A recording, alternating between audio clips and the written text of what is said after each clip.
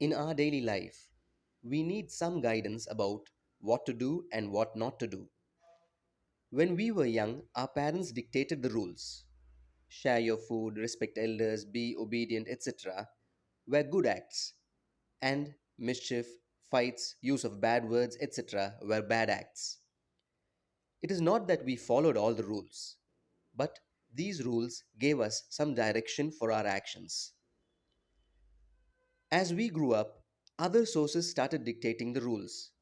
Sometimes it was the friends circle, sometimes work colleagues, sometimes people whom we respected, and sometimes it was religious gurus.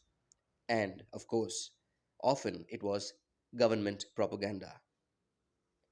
Thus, taking liquor that was supposed to be bad action once now became important networking tool. Obedience was good once, and rebellion became a trait of being progressive now. And if we observe, we realize that many of these rules contradict each other. Something which was good once became bad later, and vice versa. As our world view expanded, we realize that there is also differences in rules for different cultures. In one place, calling elders by first name is the norm, and in another, it is bad manners. That brings us to the question that if these rules change from time to time and place to place, then what is the sanctity in them? And after all, who decides what is good and bad?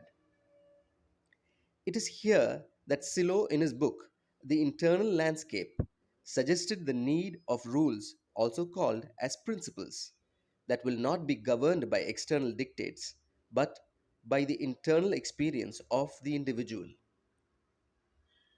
They are a set of ideas to reflect and test in our daily life.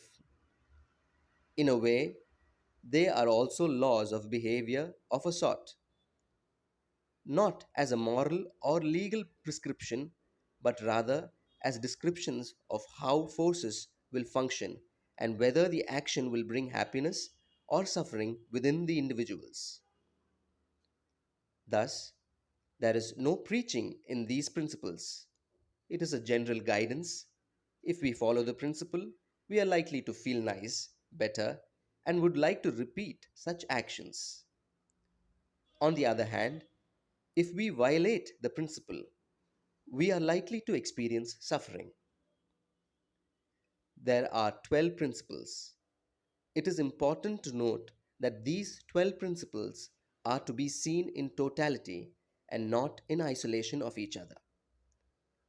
It is important to reflect on these principles and observe their impact on our daily life.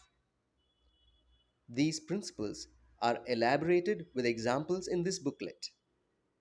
The examples here are only indicative, and we should try to relate the principles in our daily life and evaluate our own experience.